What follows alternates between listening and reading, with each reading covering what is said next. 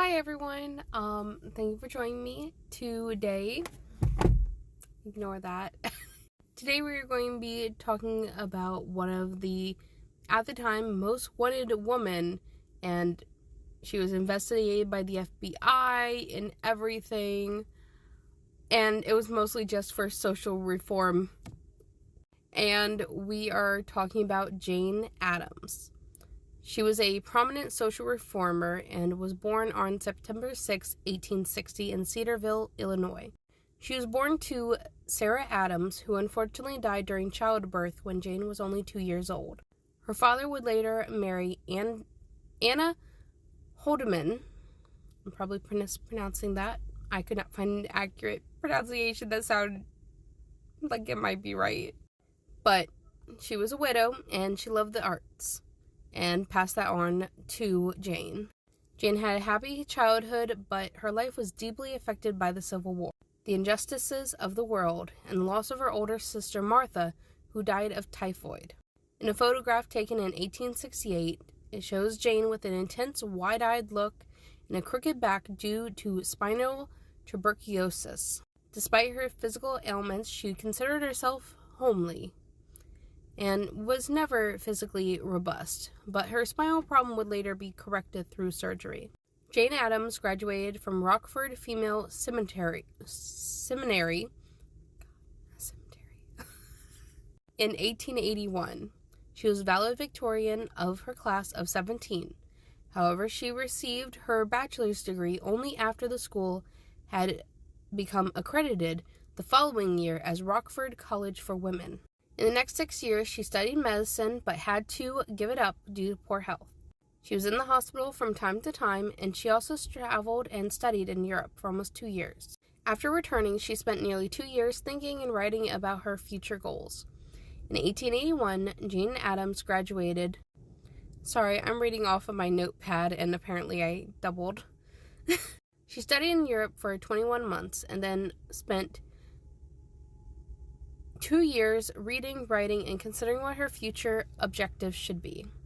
When she was 27, she visited a settlement house called Tonabee, Hall, in London's East End during her second trip to Europe with her friend Ellen G. Starr.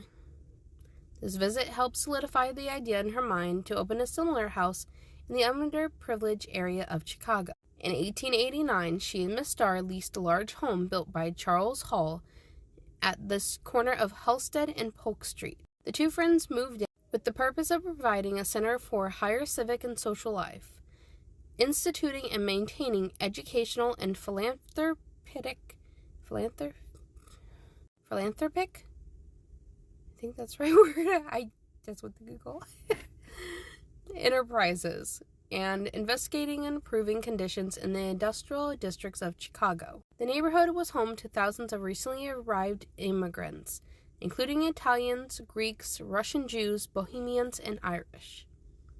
Hull House was named after its original owner, Charles Hall, and was established to improve the living conditions of the urban poor.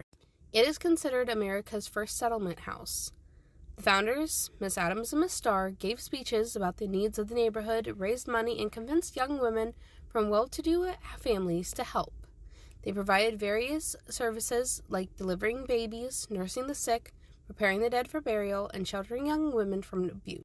And according to a book that I found in my local library, I forget what it was called. I think it was called either Hull House or Jane Addams, but it was in the children's section, and talked about how they would live on property, which was a very new concept. Sorry, my nose itches.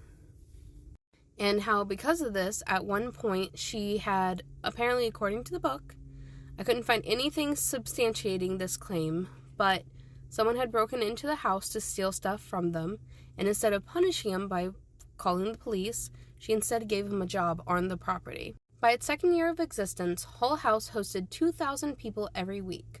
Over time, it expanded to include 13 buildings, a playground, and a camp near Lake Geneva, Wisconsin. There were kindergarten classes in the morning, club meetings for the older children in the afternoon, club meetings and courses for adults in the evening.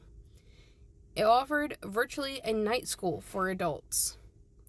The first facility added to the Hull House was an art gallery, followed by a public kitchen, a coffee house, a gymnasium, a swimming pool, a cooperative boarding club for girls, a bookbindery, a art studio, a music school, a drama group, a circulating library, an employment bureau, and a labor museum. Hull House was home to many prominent social workers and reformers, such as Julia Linthrop, Florence Kelley, Grace and Edith Abbott, who continued to make their living in business and the arts while helping Addams in the settlement activities. Fame would come early for Addams, with visitors from the 1893 Columbian Exposition, including Hull House in their itinerary. As her reputation grew, Miss Addams was drawn into larger fields of civic responsibility. In 1905, she was appointed to Chicago's Board of Education and subsequently made the chairman of School Management Committee. In 1908, she participated in the founding of the Chicago School of Civics and Philanthropy. I got that word right. Woo! And the next year became the first woman president of the National Conference for Charities and Corrections. In Chicago, she led investigations on midwifery, narcotics consumption, milk supplies, and sanitary conditions. She even accepted the official post of garbage inspector of the 19th Ward, and at an annual salary of $1,000. In 1910, she received her first honorary degree ever awarded to a woman by Yale University. Jane Addams was an ardent feminist who believed that women should make their voices heard in legislation, therefore should have the right to vote. She also believed that women should aspire to great things and search out opportunities to realize their dreams, even in a time without women's suffrage. She did face opposition from many fronts. Patriarchs believed that women should stay at home, conservatives opposed change, and socialists wanted more. However, she believed that cooperation between classes and ethnic groups was the solution to the problems of sprawling cities and dehumanizing factories. She thought America required an active, benevolent government and wise regulation to achieve this socialized democracy. In contrast, conservatives, then as now, believe that entrepreneurs and capitalism produce abundance. Competition motivates workers. Social class is inevitable. And trade unions and government interfere with freedom. In 1914, Jane Addams had a goal of promoting internationalism and decreasing militarism, but her plans were shattered when World War I broke out. While Europe was descending into chaos, the United States was gradually moving towards war. As a pacifist, Addams was against the war and shunned for her beliefs. She had written a book called Newer Ideals of Peace, in which she denounced war and argued that there is no glory or honor in fighting, and that the innocent people are the real victims. However, her views were met with hostility, with newspapers labeling her as a traitor and a fool. Theodore Roosevelt also ridiculed her and the women of Hug for seeking peace without justice. When the United States joined the war, Addams refused to join the pro-war patriotism sweeping the country. She even was investigated by the FBI for treason. According to biographer Victoria Bissell Brown, the war confirmed Addams' belief that women valued life more than men did. Miss Addams was a vocal opponent of America's entry into war, and as a result, she faced public criticism and was expelled from the Daughters of the American Revolution. During a significant portion of the war, Addams was unwell and found herself isolated and shunned. However, she refused to give in to self-pity and instead joined Herbert Hoover in the humanitarian cause of providing food aid. Addams urged Americans to save food and send the surplus to starving Europeans, including those in enemy territory. She also reminded herself that Wilson's plan for peace without victory was influenced by the recommendations made at the Hague Conference, which she had led before the war. Addams documented this experience in her book, Peace and Bread in Time of War. On November 11th, the armistice was signed, which ended the war. Addams returned to Europe, this time to Zurich, to preside over the Women's International League for Peace and Freedom, which Addams presided over as president until 1929. During those years, she oversaw 6 international conferences and was designated as the honorary president for the rest of her life. Ms. Addams suffered a heart attack in 1926 and unfortunately never fully recovered. On December 10, 1931, the same day as she was rewarded the Nobel Peace Prize in Oslo, she was admitted to the hospital in Baltimore due to her poor health. During an operation for an infection, doctors believed that Addams had cancer. She passed away 3 days later on May 21, 1935. Thousands of 19th Ward residents attended her funeral at Hull House to mourn her loss. She was buried in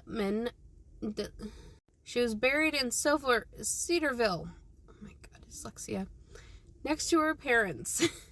Walter Lippmann delivered an eloquent eulogy. She had compassion without condescension. She pitied without retreating into vulgarity. She had infinite sympathy for common things without forgetfulness of those that are uncommon. That, I think, is why those who have known her say that she's not only good, but great. Her story goes to show that the reputations of heroes are not always constant.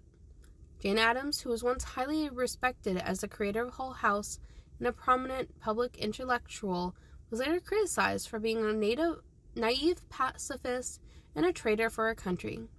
However, in her final years, she regained her reputation as a respected humanitarian who foresaw the dangers of World War I.